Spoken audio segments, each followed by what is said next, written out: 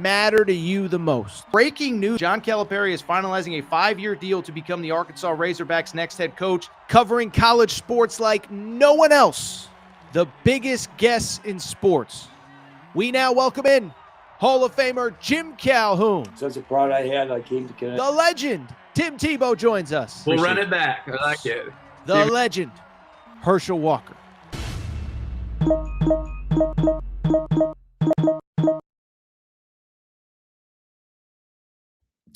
Welcome in, everybody. Little Tuesday afternoon edition, Tuesday evening edition of the Aaron Torres Sports Podcast. I'm your host, Aaron Torres. Hope everybody's doing well. Hope everybody's having a great day. Monster show today, Tuesday of Sweet 16 Elite 8 week. We'll probably wait until tomorrow to really preview the games, but today there is still plenty going on in the world of college hoops, and we got to cover it all. We're going to open North Carolina. What the heck is going on? By 5:01 Eastern time, Hubert Davis is still sort of the head coach. We don't know why. I think I have a few answers. From there, Mark Pope is the head coach of Kentucky. He gave a long speech last night on his radio show about what went wrong and why he is going to get it fixed. We'll discuss some of that. We'll talk some of the carousel news and notes. Randy Bennett to Arizona State. I think that's pretty cool. Matt, I didn't mention, we'll probably talk Jerry McNamara as well. It's, whatever we could do to talk GMAC, no big deal. And we will wrap what's happening in the NBA draft. Certainly we don't talk NBA draft, but I've been telling you for weeks, this notion that the Darryn Peterson stuff did not matter was always preposterous, and it is showing its face as it is now pretty clear that AJ Debonsa, barring something shocking, is going to be the number one pick in the draft with both Darryn Peterson and AJ Debonsa's seasons officially over. Before we get started, a couple quick reminders. Make sure you're subscribed to the Aaron Torres Pod YouTube channel. New clips, new videos going up every single day. We really do appreciate your support. We're closing in on 72,000 subscribers. We can easily get to 80 before the end of March. If you're not subscribed, please make sure to do so. If you have friends that love college hoops, now is the time to get them on board. I say it all the time. We're not one of these shows that when the confetti stops falling in early April, we stop talking college hoops. No. A lot of portal stuff, NBA draft stuff. I think there's going to be a lot of people that enter the NBA draft and the portal this year. So roster building is going to go well into May. Make sure you're subscribed. And also, if you listen on Apple or Spotify, we appreciate your support there as well. Leave a 5-star rating and review. Also, before we get started, you know what I got to do? I got to thank our friends, and I got to thank our ticketing partner, the official ticketing partner of the Aaron Torres Pod. I got to thank SeatGeek, okay? So SeatGeek is America's number one ticketing app, over 28 million downloads. And what I love about SeatGeek is two things. One, every ticket on the app, it's rated 1 through 10 with a green dot or a red dot.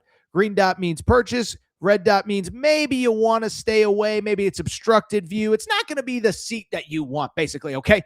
But you know what I really love about SeatGeek? It's that they take care of listeners of the Aaron Torres Pod, okay? If you need tickets to any of the games this weekend, maybe you're an Arizona fan, a UConn fan, a Duke fan, if you need tickets to any game or anything that has a ticket, go to SeatGeek. And what do I mean by that? If you go to SeatGeek.com or the SeatGeek app, if you use promo code Torres, that's promo code TORRES, gets you $20 off your first purchase. And by the way, as I mentioned, maybe your team has been eliminated. You want to go to a concert, a show, a college baseball game, Major League Baseball. Every ticket, if it's on the SeatGeek app, use promo code Torres. It gets you $20 off your first purchase. I've said it before. If you've already used SeatGeek, use a new email. You can still use the promo code even if it's not your first purchase. Don't tell SeatGeek I told you. But SeatGeek app, promo code Torres. SeatGeek app, promo code Torres. And we do appreciate their support. With that said, it is a busy Tuesday in the world of sports. There is no more time to waste. Let's get to the topic of the day. Topic of the day, listen, we got Sweet 16 games on Thursday. We got all day Wednesday to preview those games. But the topic of the day, the topic of the moment in college sports is what the heck is going on at North Carolina, okay? Now, I say this to say it's always subject to change, but it is 5:05 Eastern time on Tuesday, and Hubert Davis is still sort of technically the head coach of the North Carolina Tar Heels. This is a crazy story. Let's get into it because it feels like the meme of Rose from Titanic. It's been 84 years. Not quite, but it certainly feels like it since North Carolina lost on Thursday to VCU. We've kind of expected movement since like midday Friday. It has been crazy. All right, so let's go ahead and break it down. One, not really so much what has happened, but what is the holdup here? Because I don't believe, like, I've seen people, Seth Davis, whatever, like, I'm not even here to criticize Seth Davis, but like he said, like, oh, the job is still his if he wants it or something. I'm like, no, that's not what happened. Hubert Davis is done as North Carolina's head coach. What is the holdup? What is the delay? Let's discuss. Okay.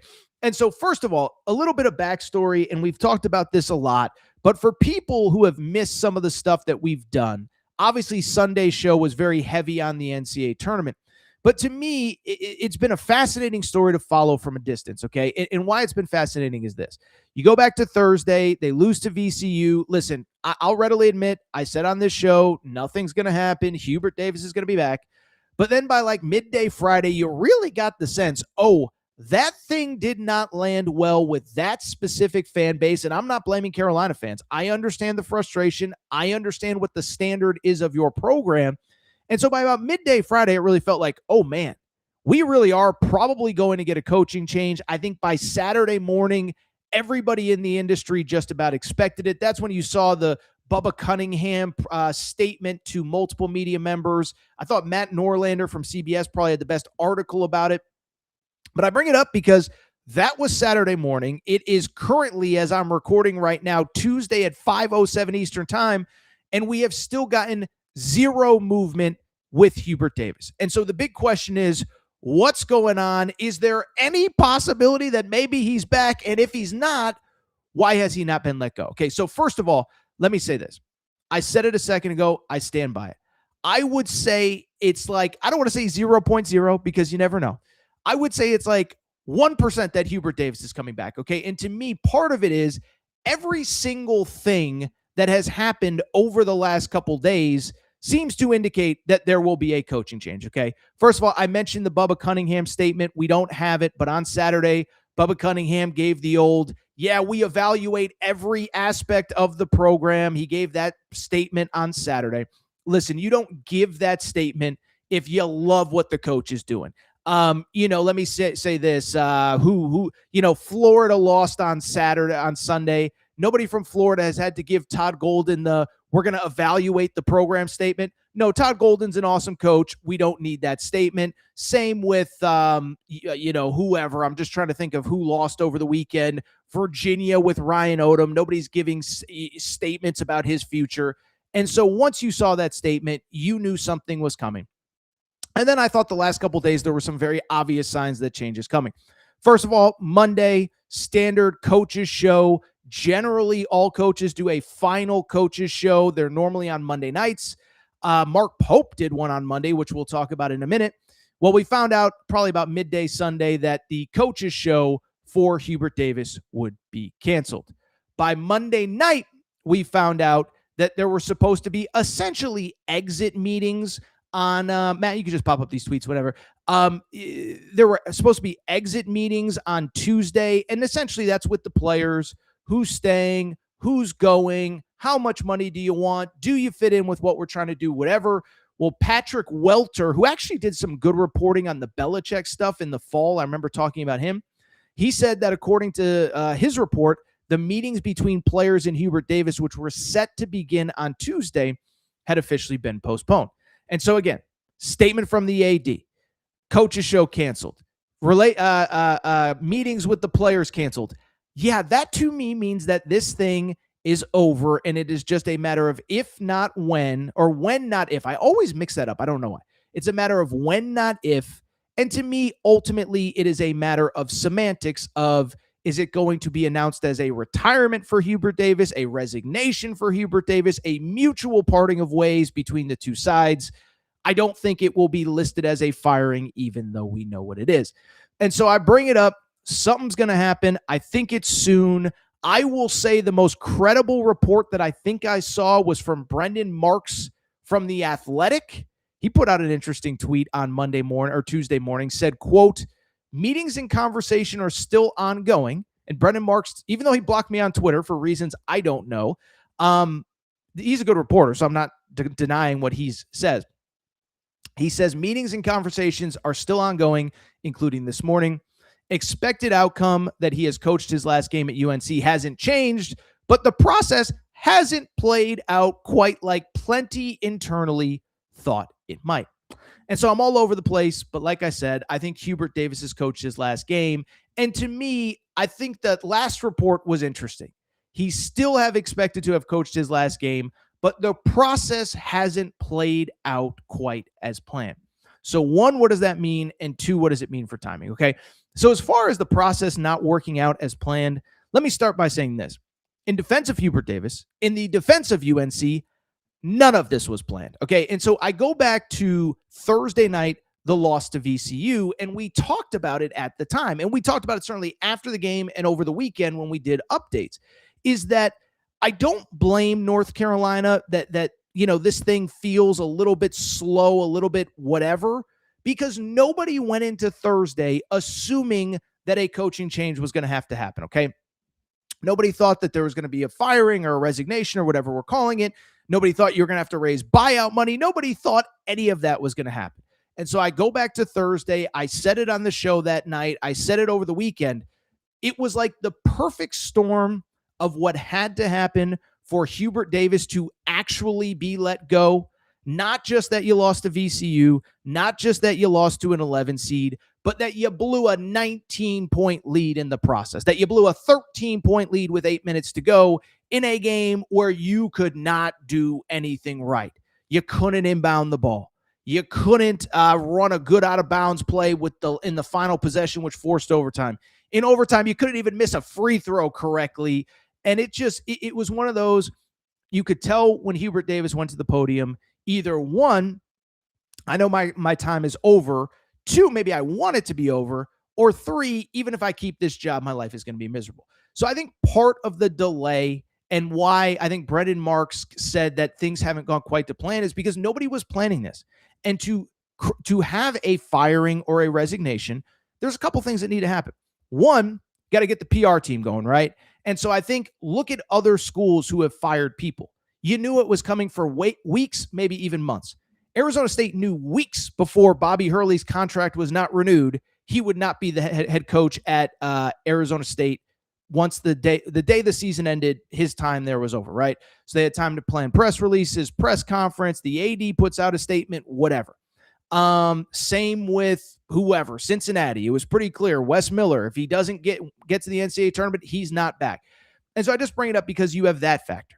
You have the buyout factor, which I think is actually bigger than a lot of people realize. Now, listen, not calling North Carolina broke school because they're not. We know it's a very wealthy school, plenty of wealthy alums. I'm not here to pocket watch anybody. But what I would also say is when you're not planning on having to spend $5 million on a buyout and do a coaching search, you can't just drop the hat and say, boom, it's over. Hubert Davis, you're fired. Okay. First of all, let me even backtrack. And I know I'm all over the place. I drank way too much coffee. Probably didn't do enough prep before this segment, but I'm all over the place. The point I'm trying to make is this. Besides the timing of the fact that you're going to have to get rid of Hubert Davis, besides the fact that you didn't have everything in order, maybe from a PR standpoint, I think that's part of it too, is that this is not the type of place. This is not the type of job with this person specifically in Hubert Davis that you can just wave a wand and say, you're fired. Thanks for 5 years. Deuces. Don't let the door hit you on the way out. Hubert Davis is an alum. He's been, he literally gave up a great career at ESPN because he wanted to be part of this program. And so all of that is playing into it. And then to the point that I was trying to get to a second ago before I interrupted myself is you have the part about having to raise buyout money. And again, when you're not going into Thursday assuming that you're going to make a coaching change, and now all of a sudden you have to come up with $5 million, you have to also come up with a plan of who is going to be the next head coach, how much is that going to cost, how much is a buyout for any candidate, and we've talked about candidates already, and we'll talk about it going forward. Whenever you have to do that, it takes time. There's not many places that you can lose on a Thursday and somebody's willing to just write a check for $6 million on Friday when nobody's anticipating having to make the firing. And so all of these things matter. I would also say this, from a calendar perspective, it matters as well, is that it's a busy time on a college campus, okay? I was told this about part of what the holdup has been, is that besides the fact that it's Hubert Davis, besides the fact that you had a loss that nobody was expecting, there was also women's basketball on campus on Sunday. So you don't want to upend women's basketball, let alone the fact that you're busy hosting an NCAA tournament game. All your PR people, all your press people are there. Your AD is there, whatever. And then, oh, by the way, UNC football opened up spring practice on Monday or Tuesday. Today's Tuesday. So Bill Belichick had a pre-scheduled press conference with the media earlier in the day. And so you don't want to upstage Bill Belichick as he enters year 2. I think that's part of the money situation as well, is there is a lot of money invested into that football program. For people who forget, by the way, Bill Belichick is making $10 million a year in salary, let alone NIL, let alone Hubert Davis's buyout, let alone basketball NIL, let alone a lot of things. And so these are all of the reasons why this thing has slowed up. The unexpected loss. You need to raise the buyout money. The fact that you can't really do it on Sunday because of football, because of women's basketball. You can't really do it on Tuesday because of football. I think it happens tomorrow. Now, the only other thing I would say as to why it hasn't happened is also pretty straightforward, is that there is no rush.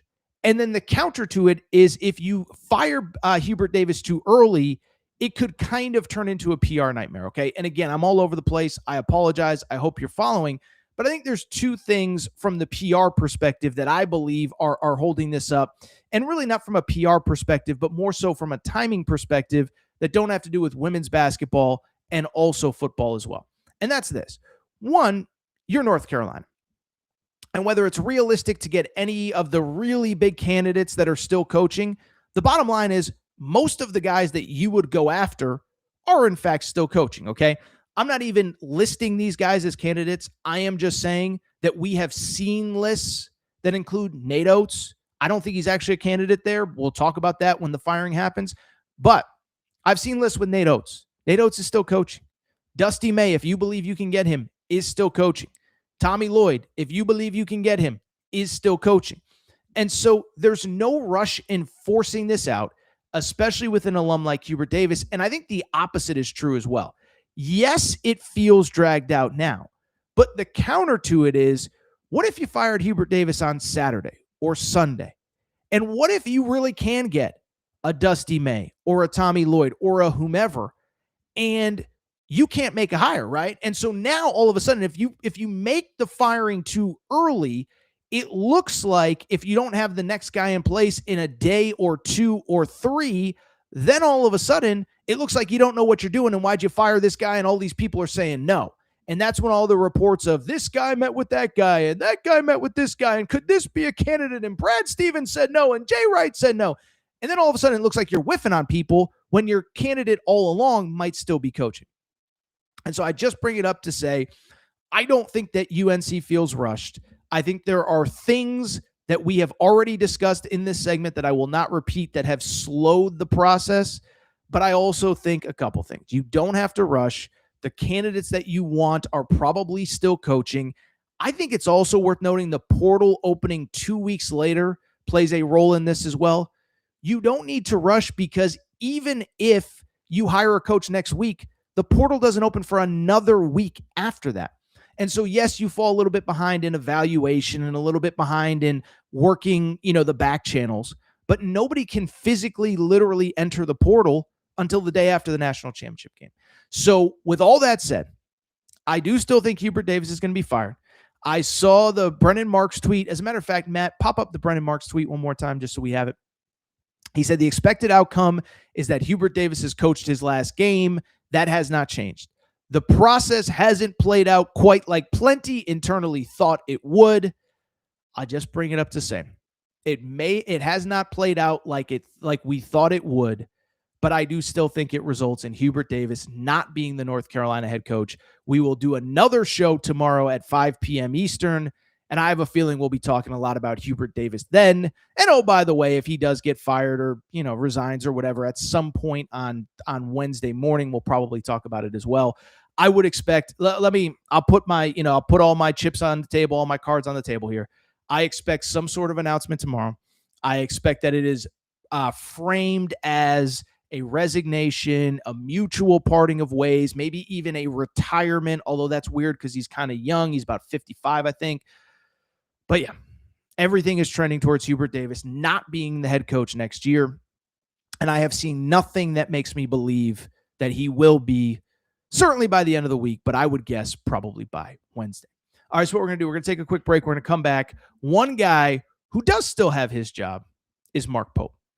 It ain't pretty in Lexington, but Mark Pope defended himself on, I guess it would have been Monday evening. He had a lot to say, some interesting things to say. We'll discuss it all. Quick break. Be right back.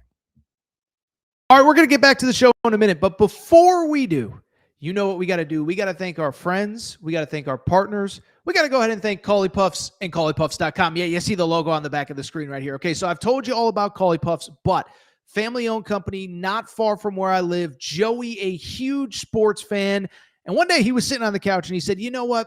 I need a snack that is both healthy but delicious, something my kids are going to love, something my family's going to love, something I'm going to love.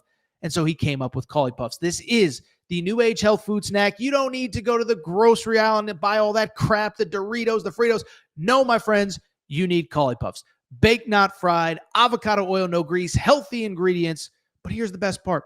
They taste freaking delicious. Actually, there's another best part. In addition to tasting delicious, in addition to being healthy, they are also taking care of listeners of the Aaron Torres pod. Okay, so check this out.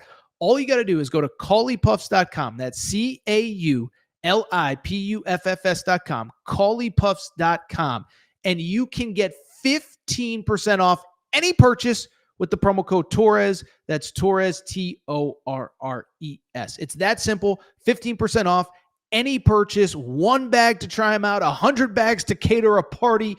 Doesn't really matter. Promo code Torres. CauleyPuffs.com gets you 15% off. Cauley Puffs also available on Amazon. You obviously can't get the promo code there, but CauleyPuffs.com, CauleyPuffs.com, promo code Torres gets you 15% off any purchase. Thank you to our friends at Cauley Puffs. All right, everybody. I am back. Good to be back. First of all, shout out to our friends at Cauley Puffs. Again, promo code Torres at CauleyPuffs.com. CauleyPuffs.com gets you 15% off your entire purchase. They're awesome. We got some news with them later in the week. Matt, let's get to a few questions and comments. I see a lot, and I have some thoughts on some of it. You can go ahead and pop them up. Okay. Rick says, Kenny Smith would be a great UNC coach. Keep it in the family. I saw, not only did Stephen A. Smith suggest this, I saw people in the chat saying Stephen A. Smith is an idiot. Don't listen to anything he says on college basketball.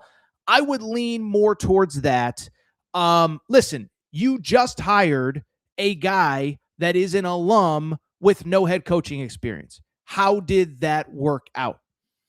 I don't know that that's the route that you want to go to right now. And I think there are good head coaches that would take the job. Now, can you get Dusty May? Can you get Todd Golden, Nate Oates? Those are different conversations. I'm sorry, you don't want to hire a guy with zero head coaching experience just because he's an alum. Respectfully, I think that's a terrible idea. Although I will say, I also think that's another indication that this job is officially about to open. Is Kenny Smith was on the TNT Turner CBS desk on Thursday. The firing happens. Boom, he's gone with some mysterious illness. Unless he caught typhoid fever on the Oregon Trail or something. I think he's down at UNC probably helping that administration right now. Yeah, you can't hire Kenny Smith. You can hire Kenny Smith. You're just not a serious program if you are, and we can just revoke your blue blood status right now. Let's keep it going. Michael says, this has been torture. I'm not talking since Thursday. I'm talking about since April 5th of 2021. that was the day that Hubert Davis was hired. I'll tell you this, I was thinking about this. I remember this was when we first started doing stuff on YouTube. Like some of the first really viral clips that we did on YouTube were about UNC's coaching job when Roy Williams retired on April Fool's Day of 2021. Yes, we thought it was an April Fool's joke. No, it absolutely was not. But I remember even at the time saying, listen, you should go after these big names. And at the time, it was Jay Wright and Mark Few and whomever. And I said, but it's North Carolina, and probably what they will do is just hire internally Hubert Davis. That's exactly what happened. Michael says it's been torture since 4/5/21, the day Hubert Davis was hired. Listen, I've tried to be fair with them, just like I'm going to be fair with Mark Pope in a few minutes. I've tried to defend him. You can't lose to Virginia Commonwealth, VCU, in the way that you did. You simply cannot. And if you do, I hate to say it, but you got to go. This is Carolina. This ain't Boston College, which, by the way, I think is going to hire UConn assistant Luke Murray once UConn season is done. Another conversation for another day. But, yeah, I'm with Michael on that one. I don't know if I'm with Michael, but I get the sentiment. Let me put it that way. Let's keep it going. Next question. Jerry Stackhouse. Yeah, I mean, listen, was an abomination at Vanderbilt, had money at Vanderbilt. At least he's got head coaching experience. Now, actually, I take it back. Stackhouse was good X's and O's. What Stackhouse was not great in, and I know people that worked for him on the staff, he didn't want to recruit. Now, you could argue Carolina recruits itself, NIL world, it's a little bit different, having money, as long as you got the money, that's all that matters. I do still think relationships matter, and I do still think having a head coach that can close matters. Now, maybe, Jerry Stackhouse learned some stuff, whatever. I don't know, man. Listen, I personally believe this is the time to go out of the family. It's been in the family since the 1950s. I looked it up. I think Frank McGuire, 57 when he was hired. My mom, who I love dearly, may be listening. She just turned 71 years old. She was born in 1955, or she will be 71 this year. She was 2 years old the last time that North Carolina did a real coaching search, okay? It is time to go outside the family. If Jerry Stackhouse was in the NBA right now or had never been a head coach at the college level, I think you would consider it. It's going to be a tough sell. It's going to be a tough sell to fire Hubert Davis, to hire Jerry Stackhouse after what he did. And I think including, by the way, the fact that Mark Byington immediately picked up and got to back-to-back NCAA tournaments at Vandy. I don't think that helps his cause. Great name, though, Aaron KQ. Great name. King Critical says, I wouldn't be shocked if UNC swings big and tries to get Golden State. I assume that is Todd Golden. I looked into the buyout. Unless I misread something, the buyout is massive. I think it was $16 million. That's to buy Todd Golden out of his contract. That's not how much you're going to have to pay him once you get him as the head coach. The one guy I will say, and I know Brian Squires already said he doesn't want Nate Oates, and we love Brian, and we appreciate Brian's support. Nate Oates, this is interesting, and this applies to other jobs that could open, because I see Kentucky fans and Kansas fans talking about Mark Pope's future and Bill Self's future. Nate Oates' buyout, as of today, March 24th of 2026, it is $18 million. It drops to $10 million on April 1st of this year, so literally a week from today, or I guess it would be a week from tomorrow. And then also, his buyout drops again on April 1st of 2027. So if you're looking to get Nate Oates, by next year, it will actually be very affordable. I think that's noteworthy. If Kentucky has to move off of Mark Pope, I think it's noteworthy of if Bill Self stays one more year and then decides to retire. I don't think it's necessarily noteworthy at UNC. But who knows? And like I said, I saw Brian in the chat, who's one of our members, and we appreciate all of our members. You can sign up if you want to support the Aaron Torres pod. All you got to do is click that join button at the top of the screen. I will say it is $4.99 a month, but it helps us travel, do things like that. If you want to support the show, Brian Squires is a member, and I don't mean to put you on blast, Brian, but we appreciate your support. But yeah, be a member. $4.99 a month helps us go on the road, helps us travel. We'll be at the Final Four. Just click that join button. Next person to join will get you a free box of Cauli Puffs as a thank you. But Brian said he wants nothing to do with Nate Oates. I get it. Yeah, I get it. But I don't know about Todd Golden. I don't know if he would seriously consider it if he could. I do think he has some crazy prohibitive buyout that would not allow him to. The interesting thing, by the way, I've been Googling a lot of contracts lately. Todd Golden has a weird clause, not even a weird clause, just a clause that he can get out of his contract pretty easily if he leaves for an NBA job as opposed to another college job. And so that becomes interesting of, is he interested in leaving for the NBA? Would he leave for the NBA? Todd Golden, for my criticism of him on Sunday, he's a great coach. I don't know if he is attainable. Like I said, we got a lot of time to talk coaching candidates. Matt, if we have one or two more on Carolina, and then we will get to Mark Pope, Gerard or Jared Williams. Interesting one. Dan Hurley or keep Hubert Davis. So I'll be honest, I don't know Dan Hurley's buyout off the top of my head. Putting aside my UConn bias or allegiance or whatever, blue blood, a little wine and cheese. I don't know that Dan Hurley is the perfect fit for Carolina. He's a great coach. I have a newfound appreciation for him because I think he's had an up and down year. This great win-loss record, up and down individual season. I don't think it'll be Dan Hurley. And I think what's actually more interesting about that comment, could you even bring back Hubert Davis at this point? It's been clear that he's out, which leads to the conversation of, is it something you could even do? The fan base, I think, has moved on, and they're just waiting for if not when, or when not if. I never get it right. When not if. They're waiting for when not if. We will see what happens there. By the way, I'm just checking social media really quick to make sure nothing has happened since we got on air, and I don't think it has because, let's be honest, why would it here on a Tuesday night? Maybe it would. By the way, first thing I see when I log into Twitter is a picture of Hubert Davis, but as of right now, no reason to think that he won't be the head coach. All right, let's go ahead and keep going. Hubert Davis, I think, is going to be out as the head coach out at the head coach of North Carolina probably by Wednesday afternoon. Mark Pope will not be out as the Kentucky head coach. Listen, we talked about it on the weekend. No AD. Maybe this makes me unpopular. I think Mark Pope deserves year three. But at the same time, in a world where there could be change at North Carolina, there could be change at Kansas, I expect him to be back at Kentucky. But there's no doubt, and we talked about this on Sunday's show following the loss to Iowa State. This offseason, I think this offseason defines the next 5 to 10 years of Mark Pope's career.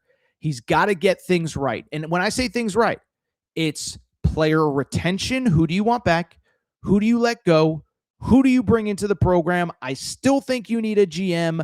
Oh, by the way, the reports are that multiple coaches are leaving. I saw something about Jason Hart to Pepperdine. That is not something I have individually, personally confirmed yet. But I just bring it up because it is going to be a change of there's going to be a lot of movement this offseason, okay? And so I bring it up because I think he's got to nail a lot of things. He's got to nail a lot of things to make sure that he is the head coach beyond the 2026-2027 season, okay? But there's no doubt that this season has not gone to plan. There's no doubt, I don't think you can say the whole regime hasn't gone to plan because year one, you made the Sweet 16, you had early success. And oh, by the way, injuries did kind of derail you. There were injuries this year, which brings us to Monday night. We mentioned at UNC on Monday, they canceled their year-end coaches show with Hubert Davis. Well, Mark Pope did his. And I'll go ahead and defend Mark Pope a little bit. I think, this was his, this is going to be his last message to BBN for a while. He probably will go dark from the media. My guess is he's not doing any interviews, any media availability until the final roster is put together, probably sometime in mid to late May, maybe early June. And so he wanted to make sure to take the time to get his final message out about everything that happened this year and why, frankly, what went wrong, but why he is the right person to get it fixed and why there should be optimism going into next season. He had on a couple other stuff too, the Yaxel Lendenborg stuff. He categorically denied, which I was cool with, whatever. But I just bring it up because, like I said, the clear theme of his final coaches show was, this is what has happened. This is how I'm going to fix it. This is why I'm the right guy for the job. And so what I want to do, he did really about a 4-minute monologue on basically him defending his, not just his like record as in win-loss record, but kind of his overall body of work. He did about a 4-minute monologue. We've trimmed it down to about 2 minutes, but I want to play Mark Pope, Coach's Show with Tom Leach, explaining what has gone wrong the last couple years and why maybe it isn't as bad as a lot of Kentucky fans think. Matt, play this out. In 72 games, we've played 10 with a full roster in the last 2 years. And in 56 games against Power 4 teams, we've played 5 games against Power 4 teams with a full roster. And there's so many dynamics that go into that. And that is a real thing. That's been a real issue for us. I don't know how to control that. We have, our performance team works like crazy. When we evaluate it, it's not soft tissue stuff that's holding our guys out of games. It's not stability. It's not strength stuff. It's been random things. Jackson Robinson injury is random. Lamont Butler, one of the healthiest players to ever play basketball, is random. Jalen Lowe, competed in every game. Is there's so much random to it. We just have had some misfortune. With that said, this is what's going to shock you. If you take the 4 years before we got here and compare them to the 2 years since we've been here, we actually have a higher winning percentage in the last 2 than we did in the 4 preceding. Barely, but a higher winning percentage. This is also part of that. That's with all these injuries.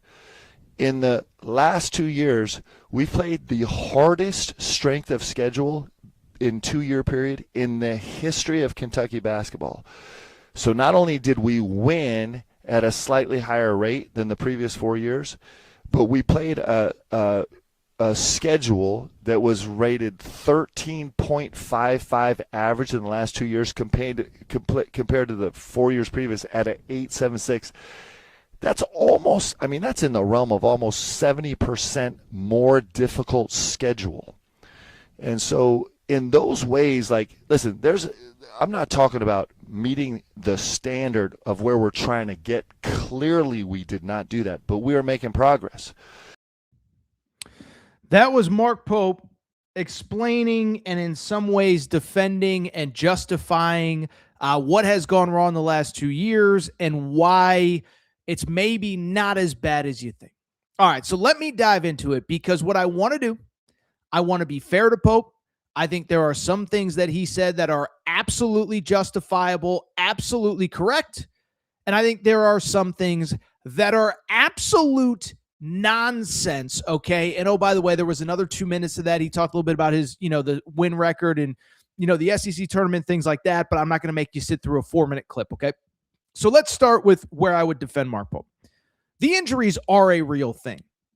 And I think for anybody who has wanted to defend Mark Pope and justify the win-loss record, you can't deny that injuries have played a huge part in just these seasons, right? And I think what he said is right about them being random fluky injuries. He mentioned the soft tissue stuff. What that means is there's sometimes if you're following your favorite football team or something like that, if everybody is getting hamstring pulls, if everybody's cramping up, then that is something that's performance-based and you need to talk to your trainers about. And if it's not, if they don't have an answer, you probably need to find new trainers, okay? But broken fingers, broken hands, Jalen Lowe, to his point, had never had any injury history. I remember when Jalen Lowe got hurt, and I looked it up. I believe he missed 1 game in 2 seasons at Pitt. He's right about all that, okay? So I want to defend him because the injuries have been pretty bad. Now, I will also push back on some of it. First of all, last year, the injuries really started about the middle of SEC play. I went back and looked it up. Lamont Butler got hurt for the first time about January 15th, 16th. So that was 5-6 games into SEC play.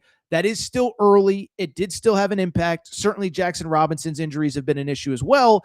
But I also don't think that part of the season last year where he's counting not having a full roster, Kirk Kriisa got hurt. And I'm sorry, but Kirk Kriisa is your backup point guard. I'm not saying that Kirk Kriisa wasn't valuable, but nobody gets through an entire season without any injuries at all. That does not exist. And it really wasn't until about mid-January that you had any real injuries of magnitude that cost you last year. And I would also say about the injuries this year, like I said, nothing you could do about Jalen Lowe, but the counter to that is Jaden Quains. And I know it's a hot button issue right now, and I'm not trying to scratch its scabs here and open up wounds.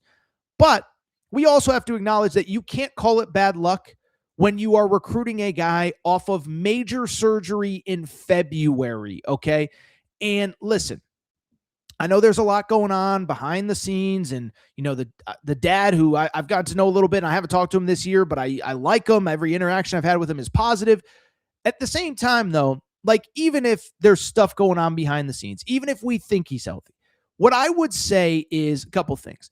Is when you recruit a guy coming off knee surgery, there's always the chance that he's not back at all. And there's certainly a chance that he's not back at 100%, or that it's start and stop. There's swelling issues. There's whatever. There's this, there's that. And so, yes, do I think it could have been handled better by everybody? If the dad knew he wasn't coming back, could they have done something? If Jaden knew he wasn't coming back, could they have said something? If Mark Pope knew that there was no way they were getting Jaden Quains, could he have handled it differently? Maybe. But I don't think you can say all of it is on the injuries, right? Because, again, you did recruit a guy coming off major knee surgery. And, again, I know Jaden himself said all the right things. He came on this show and said, I expect to be on the court next season with the Kentucky Wildcats. So I'm not going to crush Mark Pope for that, but I'm not going to fully defend him for it either. The one part, though, that I vehemently disagree with is the whole, well, when you look at the 4 years before us versus the 2 years that we've been here, it's actually not that bad. Let me say this. First of all, let me even ask you this. Why are we comparing 4 years to your 2 years at Kentucky, right? If we're going to do a fair analysis, why are we not looking at the last 2 years as opposed to your 2 years? Oh, there's a very easy answer why. It's because if you include the last 4 years, then you get to include the COVID year, which was not only John Calipari's worst year at Kentucky, it was quite literally the worst season in 100 years at Kentucky basketball. Believe me, I did shows during that season. It was miserable for me. We were talking about the Basil Hayden era. Remember that? It was worst losing streak since Basil Hayden was the coach in 1914. Those were things that were said on this show. And so you're only going back 4 years to include the COVID year, which completely blows up the narrative, because even if you just go back to Calipari's last 2 years, did Calipari live up to the standard that he set himself? Absolutely not. But Calipari's last 2 years at Kentucky, it is worth noting, were as follows. Let me see. I just had them here too. Darn it. Give me 1 second. Oh, okay. Last 2 years of the Calipari era, 23-10, 13-5 in the SEC. And then also 22-12, 12-6 in the SEC. So it's not great. It's not the standard that Calipari had set. And I'll say what I have said on this show forever. I am not going to sit here and pretend like I was not saying in March of 2024 after the Oakland loss that change was needed at Kentucky. I thought everybody needed a fresh start. I thought the John Calipari era had run its course. But you also can't deny the facts, is that his final 2 years, that he again went 22-12, 23-10, third in the SEC, second in the SEC. So a pair of double byes in the SEC. And by the way, his third to last year was the year they had the National Player of the Year in Oscar Tshiebwe. And oh, by the way, on top of it, they also got a 2 seed in the tournament where they ultimately, as we know, they did not play well against St. Peter's. So I'm not defending Calipari. But the only reason you're talking about 4 years is because you want to include the COVID year to make the stats work out in your favor. And that is under the assumption that it's even legitimate anyway, which I think is ridiculous. And this is why. It's the NIL portal era. What happened before you has nothing to do with what happened after you, okay? Once you get to a place, you either have enough resources or not. And if you know what you're doing, you don't need to start going back to the previous era, because the previous era it doesn't matter, right? Again, if Mark Pope had taken over 10 years ago and he went, whatever he went over the course of this season, which I'm pretty sure, let's see, this year he went 22-14 last year, 24-12. But if he took over a bad program and he had to keep all of the players, then yeah, it takes time. But in this era, what does it matter what happened before you got there? You can flip a program overnight and you can bring in all your own players. Let me just give you an example. Since we're sharing stats, let's share some stats. Dusty May at Michigan took over the same time as Mark Pope, took over a team that we won't go the full 4 years. The year before Dusty May took over was 8-24 overall. The last year of Juwan Howard, 3-17, last place in the Big Ten. Guess what? Since he has been there, they have won a Big Ten regular season title this year, a Big 12 tournament title this year, last year, number one overall seed or number one seed, back-to-back Sweet 16s. So the fact that whatever happened 4 years before doesn't matter, and why are we even comparing the previous 4 years when you've only been there 2? So it is clear to me that some of those numbers are meant to manipulate and what's the right word? Manipulate. I think it's just the right word. Manipulate people listening and try to convince them that it was worse than it was. And again, I want to be fair. I'm not saying it was great. I'm not saying the 2 or 3 or 4 years were the best years in Kentucky basketball history, but take out the weird COVID year where it was just a disaster. Everybody was bad in COVID. Like, it was a weird year. If you're just comparing the last couple years,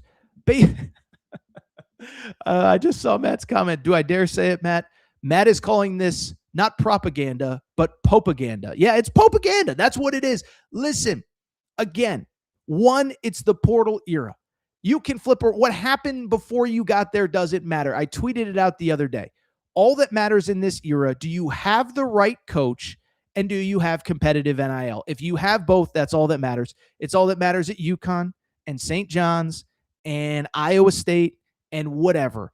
But 2, it's like, what are we talking about? And again, I just want to be clear. I'm not saying it was the greatest run ever. I'm not saying that everything hadn't come full circle with Calipari before he left. But to somehow use that as some degree of justification, it has nothing to do with anything. I'm trying to even think of an example off the top of my head. I don't know. It's a little propaganda. I'm not going to lie. Like, it's just, what are we doing? The previous 4, the injuries, I get. By the way, I think, the part about, hey, we played some of the toughest schedules. Yeah, the SEC was as good as any conference ever last year, and we acknowledged it. The SEC had the most NCAA tournament bids this year, and we acknowledged it. But that, to me, man, listen, what it really felt like to me, just friend to friend here, I'm just telling you how I feel. It felt like he knew he is under fire, and he knew that nobody is happy with the performance. And so he just told, whether it was himself or his analytics team or whatever, get me 5 stats that prove I'm not as terrible as the win-loss record looks. And I will defend him on the injuries. Some of it, again, the Jaden Quaintance stuff, whatever. But I get it.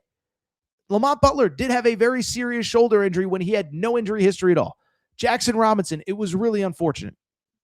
But to somehow start comparing win percentages from the 4 years before to the 2 years out, what are we even talking about? And again, this is in the NIL era at a time where that stuff doesn't matter. So I could go on and on.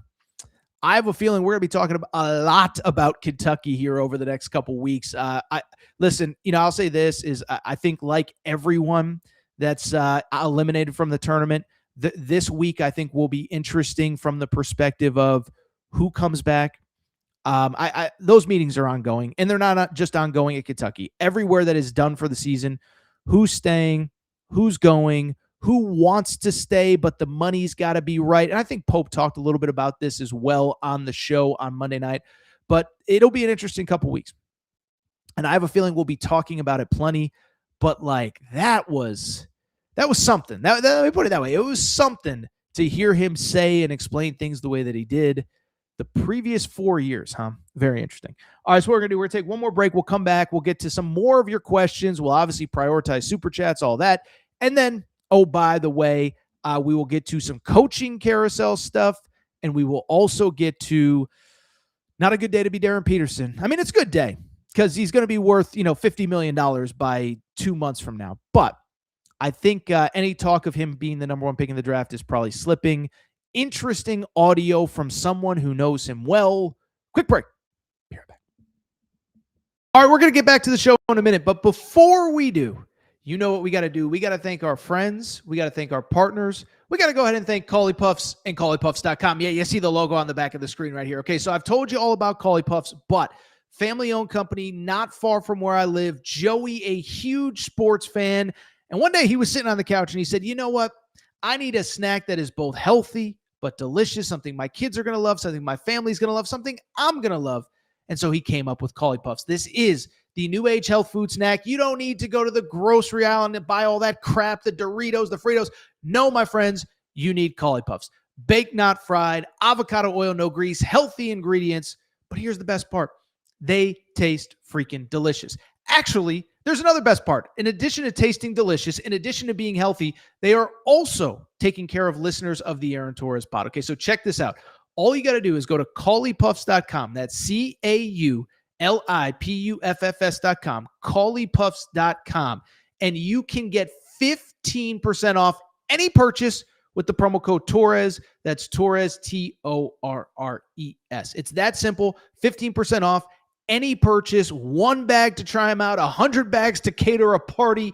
Doesn't really matter. Promo code Torres. CauleyPuffs.com gets you 15% off. Cauley Puffs also available on Amazon. You obviously can't get the promo code there, but CauleyPuffs.com, CauleyPuffs.com, promo code Torres gets you 15% off any purchase. Thank you to our friends at Cauley Puffs. All right, everybody. I am back. Good to be back. So let's go ahead and keep the conversation going. Matt, get a couple good questions queued up, a couple comments queued up. Let's do this thing. Got a lot. Kentucky Outdoors Life, our guy, always in the chat. We appreciate your support. He says, I would be cool giving Pope another year, but if he doesn't fix this BS that happens this year, then he needs to go. Listen, and it goes back to the previous segment. In this era at a place like Kentucky, you don't need more than 3 years to prove whether you're the right guy or not.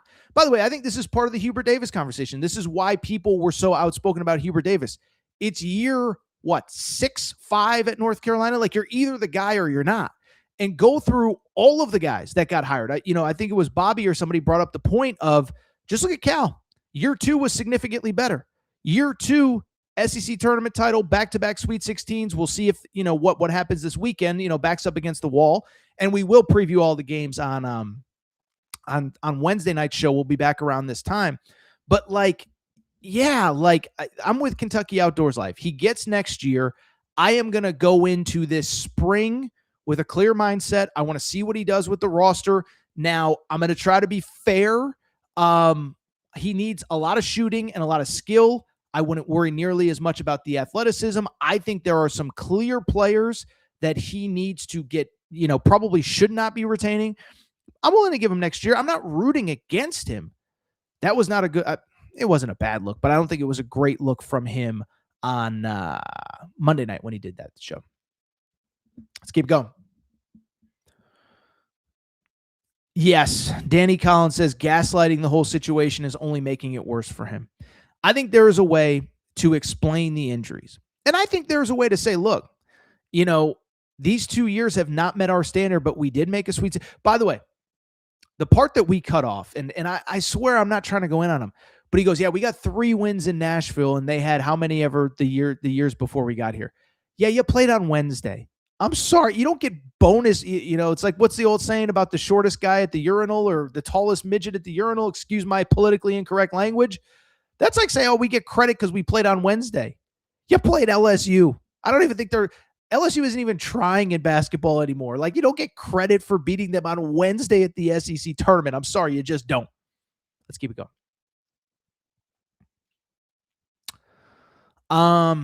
Sarin, I agree with this 100%. He said this team was never going to be right for Pope, who wants shooters and fast-paced play. They got no shooters. And listen, and if you missed it on Sunday night show, we obviously ran the clip on Monday. I went through player for player who I think should be back on the roster next year. And the guys that clearly, if you listen to the segment, that I prioritized were the shooters and the floor spacers. I would take Colin Chandler back. I would take Cam Williams back. I would take Yelovich back. I know he's a little bit polarizing, and defensively he'll never be great. But if you let him walk, I have no problem with it. The guys I would have trouble bringing back, and it's no disrespect, it's just the truth. Mo Diabate, undersized, and I know some Kentucky fans love Mo Diabate, but undersized 4 who can't shoot does not sound like the quintessential Mark Pope player. It just doesn't. I'm just sorry. Yeah, we don't have to keep going on everybody, but I agree. And I've said this. I said, whatever money you have, and I still think to the point that other people have brought up in the chat, it's going to be more than most have. Whatever money that you do have, go into the portal, go get yourself a point guard, and then just surround them with shooting. And all these guys don't have to be 5 stars, 20-point a game guys. There were some very valuable guys that on Pope's first team that on paper did not look like big commitments when they happened. Pope landed them for that first year, and I think he's got to get this thing right going into year 2. Let's keep it going. Kentucky fans booed Mark Pope in year 2. Buddy is going to age like 10 years this offseason. Pooh Bear the Prophet, we haven't seen you in a minute, but you're right. I mean, he looks already like way different than the day that he took the job. And listen, it's a thankless job. I thought one of the more interesting quotes that he had that we actually didn't have a time to really react to. Remember when he was asked about Yaxel the first time at the NCAA tournament last year, and he kind of just shook his head and he smiled. He said, BBN really is just different, man. And he basically said there's 100 fires you got to put out a day at Kentucky that you don't anywhere else. And that's a compliment. Listen, Kentucky fans care. They're passionate about the program. And I don't think that was any sort of dig or anything, but I just bring it up because it's exactly what Pooh Bear the Prophet said. Yeah, he's going to age a lot in these coming months. And I think the other thing, too, that I think about pretty constantly is last offseason, like he was very available, right? He had a couple press availabilities when the kids got to campus. If you remember, every week they had player availability, which at the time I complimented. I said, every program in America should be doing this. I wonder how shut off that he is here this coming off season. And like I said, I think that's why he was so outspoken, if you will, on why he was so outspoken in his media availability on whatever day it was, Monday, because he knows that like this is the last time for me to get a message out to BBN, probably until the roster comes together in late May, early June. So I got to make these words count. Matt, if we got one more, then we'll wrap with some stuff. Okay, so Woodrum says he seemed a little immature sometimes, and that's what bothers me. Like you are a person that has grown through that already before you take the wheel of dad's car. I assume that's Mark Pope. Yeah, I thought it was immature. I wouldn't necessarily use as a word to describe that. I think deflecting is probably the right word. I don't even think it's necessarily excuses because it's facts. I do think they're manipulated facts to make things look better than maybe they are. So again, I've said enough negativity. Let's move on. Instead of being negative on Mark Pope, we'll be negative on Darryn Peterson in half a second. But before we get there, just a couple quick coaching things. This isn't a 12-minute segment on Arizona State or Syracuse or whatever, but there's been a bunch of coaching changes. I think it's worth spending 2-3 minutes on each of them. And I'm going to start in a weird place. And Matt, this is another one I didn't tee you up on, but I think it's important and it kind of sets up some of the other ones. One of the more interesting ones, Brian Hodgson going from South Florida to Providence. Okay. So Brian Hodgson was at South Florida, took them to the NCAA tournament. And what was interesting about him was for people who don't know, he was Nate Oates' right-hand man at Alabama. He was kind of the lead recruiter for Brandon Miller and all those guys. He ends up leaving. He goes to Arkansas State for 2 years. Then he goes to South Florida this year, gets to the NCAA tournament. And when the season ended, there was an assumption that he was probably going to go to Syracuse. He's from upstate New York, worked at Buffalo with Nate Oates. And season ends. Jeff Goodman reports that he's out of the running at Syracuse, and he ends up at Providence. And to me, what I would say is a couple things. One, this is good news for the Big East, okay? Big East is not good. I've been trying to tell you, as a UConn fan, it's tough to watch all these mediocre programs who all kind of stunk this year, okay? Providence, a lot of money, didn't live up to expectations. Creighton wasn't good. Seton Hall has no money, but they were good but not great. Butler's terrible. DePaul's better with Chris Holtmann. They're not great. And so I could go on, but this is important for the Big East because he chose Providence over Syracuse. And what this says to me, I think he's going to get more financial resources at Providence than he would have at Syracuse. In other words, I think the NIL is going to be really good. For people who do not know, Providence has probably about a top 20, top 25 NIL in college basketball. I think they were competitive with most of the top teams. They might not have been at the $22 million that Kentucky spent, the $14 million that UNC spent, but I think it was somewhere around $10 million. And so they have a lot of money. They get the right coach. They get the hottest coach on the market.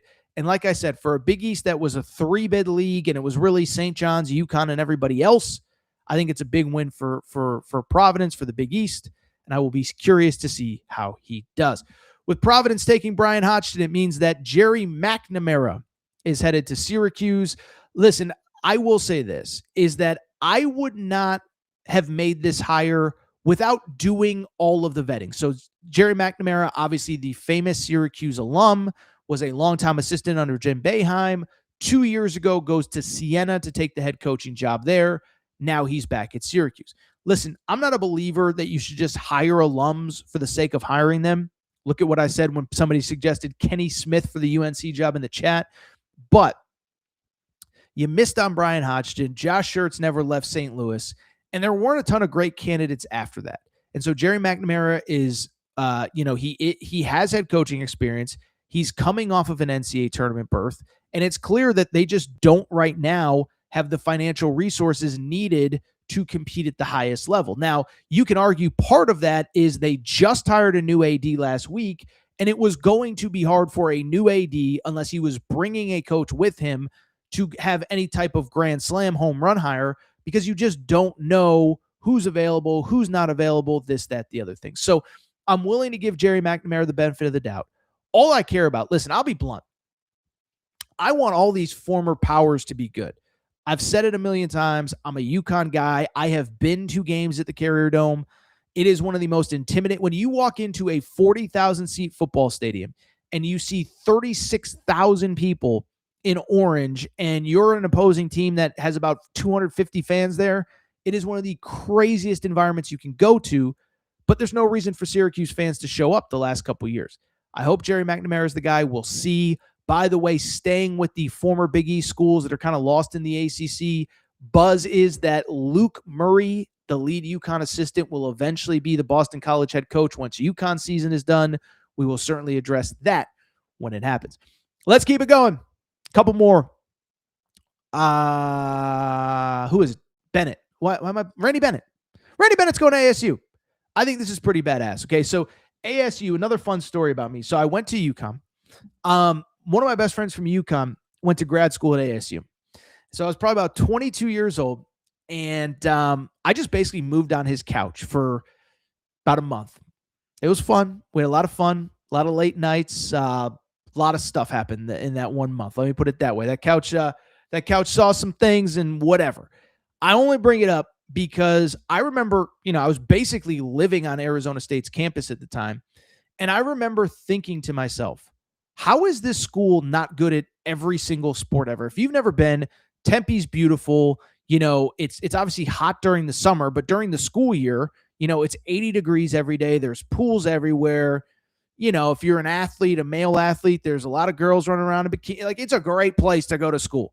And I remember being like, why isn't like every team amazing? And then you get older and you find out that it's administrative and they don't have the money, and you kind of start to make sense of it. I just bring it up because I think this is about as good of a hire as Arizona State could have made. So Randy Bennett has been at St. Mary's basically forever. For people wondering, like, why Arizona State, could he not have gotten something else if he wanted to leave? Where he was at, all I would say is that he is from the state of Arizona. So he's originally from the state of Arizona. He has been at St. Mary's as the head coach since 2001, okay, which is crazy how long he's been there for. He's been the head coach since 2001. And I think there's a couple things here. One, just gotten older, take one real shot at a power conference job, did 20 plus years at St. Mary's. He's still, he's certainly not young at 63, but he has a good, listen, Patino, Izzo, are all in their 70s, late 60s, Cal's in his late 60s. Randy Bennett can do this another 8-9 years if he wants to. I also do think, for people who forgot, Gonzaga is leaving the WCC next year. And so we'll probably go back to being a one-bid league. It'll probably go back to essentially, do you win the conference tournament or not? And I think it's weird because you would think, well, Gonzaga not being in the league, you're going to be the best program. But the counter is you take 2 to 3 really marquee games off the schedule. I'm sure when he recruited, part of the recruiting pitch was, hey, you get to play against Gonzaga every single year. And so I get why this decision got made at this time. Listen, I think at minimum, he'll bring them back to respectability. Now, Bobby Hurley actually weirdly had a better resume than you realize, probably made about 2 or 3 NCAA tournaments over the course of his time there. Bobby Hurley, again, was just let go not long ago. Bobby Hurley made 3 NCAA tournaments, like I said, never out of the first round of the NCAA tournament. But he was better than you think. But I think Randy Bennett will make them good, will make them competitive. Now, listen, if I was Arizona State, I kind of, in my head, would probably want somebody a little bit younger, kind of out in the community, galvanizing people. I think the counter, and I've heard this from my buddy Mike Luke a lot, is there over the next couple of years, they are going to invest so much money into Kenny Dillingham and the football team. There's just not going to be a lot for the basketball program. So get a guy who's used to doing more with less, and we'll see if Randy Bennett makes it work. One other Big 12 hire, listen, I'm not going to lie. I don't have like an amazing take on this, but I bring it up because Jared Calhoun is officially the head coach of Cincinnati. He comes from Utah State, where he was the head coach these last couple years when they went to the NCAA tournament. They almost beat Arizona this past weekend. He's a Cincinnati alum from Ohio. I will tell you, this name has been linked to Cincinnati since probably November or December. He was always going to be their lead candidate, and they get him. Good head coach. The reports are he's going to get a minimum of $10 million in NIL. I think it's interesting because at his press conference after the Arizona State loss, he basically said, you want to know why these teams are winning? I guarantee everybody, he essentially said, I guarantee everybody in the Sweet 16 is probably working with north of $10 million in NIL. So he'll get good NIL. I think the Big 12 just got better, right? 2 good coaches, 2 jobs that were middle, bottom of the pack. And we'll see what happens with those 2. All right. Want to go ahead and wrap with one more segment. And it is certainly a topic and a conversation that we have, we've done a lot on Darryn Peterson. It's been more on the injury perspective, the cramps perspective, the sitting out, is it load managing, whatever. And before we even get into what I want to talk about, I want to spend half a second defending Darryn Peterson and saying that I'm happy that he finally told his story, because my biggest criticism for people who never listened to the show, who only saw a clip on YouTube or a clip on Instagram or a clip on TikTok or whatever, I think you would think, oh, Torres is a Darryn Peterson hater. Listen, I'm not a Darryn Peterson hater. I don't have it in my heart to hate anyone, let alone an 18-year-old basketball player. But my biggest criticism of Darryn Peterson was, why can't we get a straight answer from anyone about this? One day it's cramps. One day it's a hamstring. One day it's, the flu. One day Bill Self is saying this. Then he's not talking about it. Then he says he expects you back. Then he says he doesn't know. And so you couldn't get a straight answer from anybody. And so he told the story over the summer, full body cramps, had to be hospitalized. And I hope that he goes on, now that his college basketball career is over, to a successful career, that he has an awesome career, that he does everything that he wants to do in his basketball playing days. Okay. But I bring it up because obviously with his season done, with AJ DeBonsta's season done, with Caleb Wilson's season done, and with Cam Boozer, Darius Acuff still playing, the NBA draft conversation has ramped back up. And I think it's ramped back up because you have a lot of people that don't normally watch college basketball watching college basketball. And obviously the big opinion makers in the NBA, the Stephen A. Smiths, the Kendrick Perkinses, the Shamses of the world, they're now weighing in on this draft class for the first time. Well, I bring it up because we got not one, but really it's been about a half a dozen. I've seen about a half a dozen things draft related pop up into my timeline, but I want to focus on two specifically because it has been a conversation for months now about would this, if you want to call it an injury, cramping, whatever, would the uncertainty around Darryn Peterson affect his draft stock? And if you listen to this show, you know I have been adamant. Absolutely, 100% it will. And I had people, oh, no, it doesn't matter. And all that matters is if he gets to the NBA and he's load managing because who cares about Kansas? Well, of course you care if you're an NBA team. You care because you're about to invest tens of millions and maybe hundreds of millions of dollars in this pick.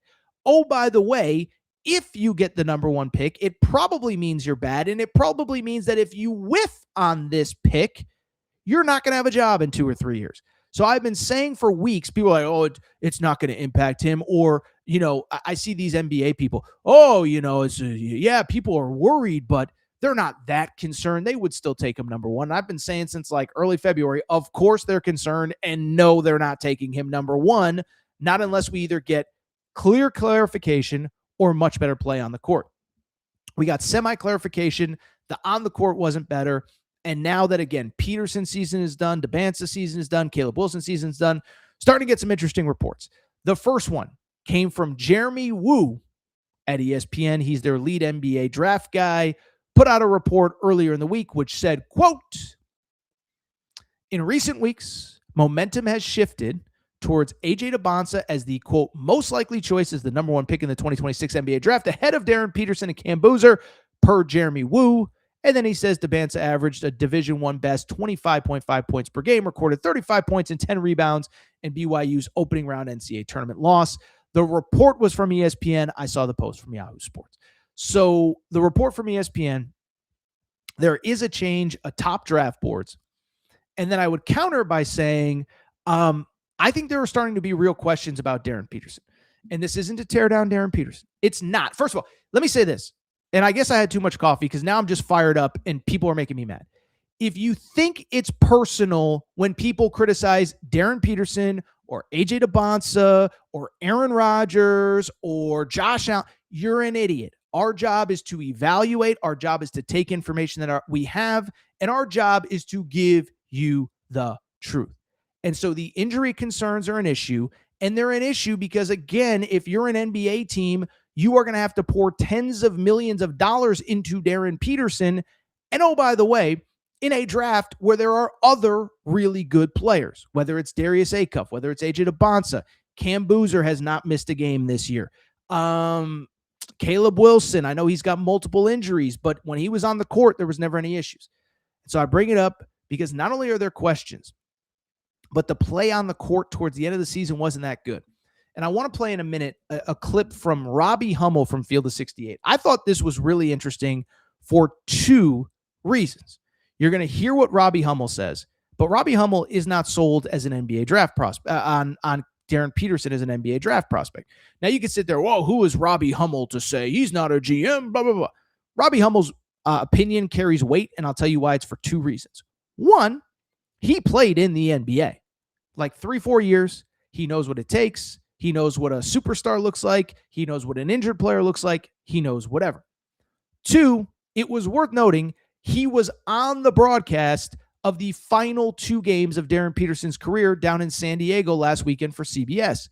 I bring it up. He was around that team for 4 straight days. He was at practice. He was at shoot around. He was courtside. He saw Darryn Peterson against Cal Baptist. He saw Darryn Peterson against St. John's. If there is literally anyone whose opinion matters, I will take his opinion over some GM who has only watched tape or whatever. And so and by the way, I promise you, if it hasn't happened already, GMs will reach out to Robbie Hummel because he spent more time around Darryn Peterson than 99% of people who have an opinion on this stuff. Bring it up. I want you to listen to what Robbie Hummel said to Jeff Goodman on the Field of 68 earlier, I want to say maybe today, but it was very interesting, especially about whether Darryn Peterson is a, quote, generational prospect or not.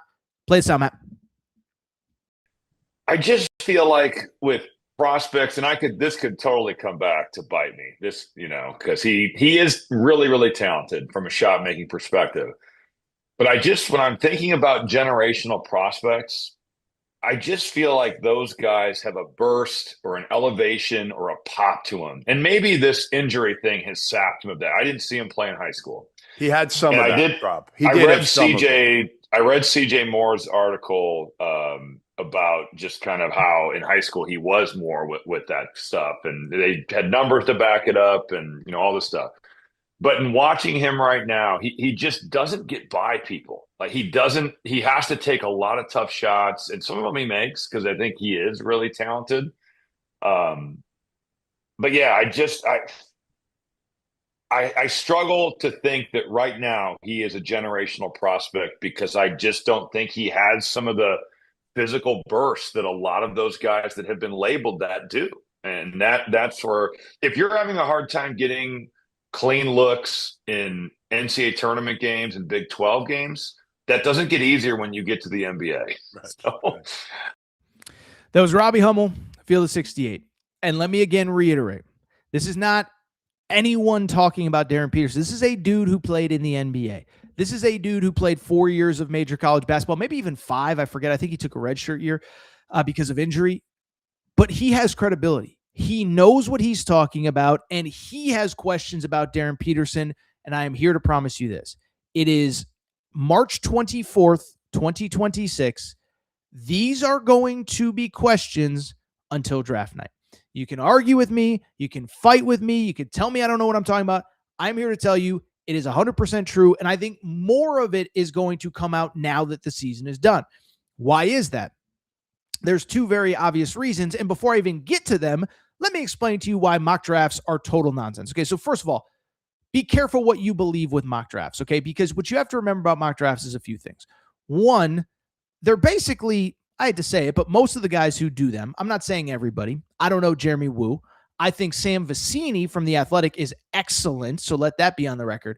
A lot of these mock drafts, one, guys are afraid to go outside of the norm, right? You don't want to be the guy, like nobody wants to be the first guy to move a guy up or move a guy down. And especially you don't want to be the first guy to move a guy down because if you have any credibility, you're going to hear from agents, okay? You're going to hear from a player's agent, why are you dissing my guy? This is so rude, whatever, blah, blah, blah, blah, blah, this and that. And I bring it up because I promise you, a lot of those mock drafts, I'm not saying everybody, they're basically run by agents. What agent has what relationships? How high can I get him on a draft board to create interest in him, okay? And I'm not saying that's necessarily what is applied with Darryn Peterson, but I think there was a fear to move him down because you don't want to be the first. You don't want to get flack for it. And then, on top of it, here's the other thing about all this NBA draft stuff that a lot of people don't realize. Most of the actual decision makers don't really watch that much college basketball during the season. So when you hear in January, oh, I spoke to a GM and he says he's not worried about Darryn Peterson's injuries. It's like, well, there's 30 GMs. And who are you talking to? Are you talking to the GM of the San Antonio Spurs? Because they might not have they might draft 28th overall and have no shot to draft Darryn Peterson. So how much of Darryn Peterson do you think that they're watching? Do you think he's watching? By the way, ironically, the GM of the San Antonio Spurs is Bill Self's best friend. So if anyone's going to get an actual read on Darryn Peterson, it's going to be him. But say you're the GM of the Detroit Pistons, of the Oklahoma City Thunder.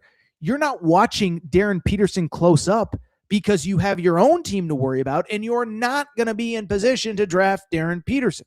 So what GM are you talking to? And then again, why I expect you to hear more of these stories is not because I'm rooting against Darryn Peterson, but because of the fact that I think when you look at Darryn Peterson, I think as more GMs get involved, as more decision makers get involved, a lot of these questions are going to start to pop up. So again, when your favorite NBA reporter says, I talked to a GM and they say the injury doesn't matter.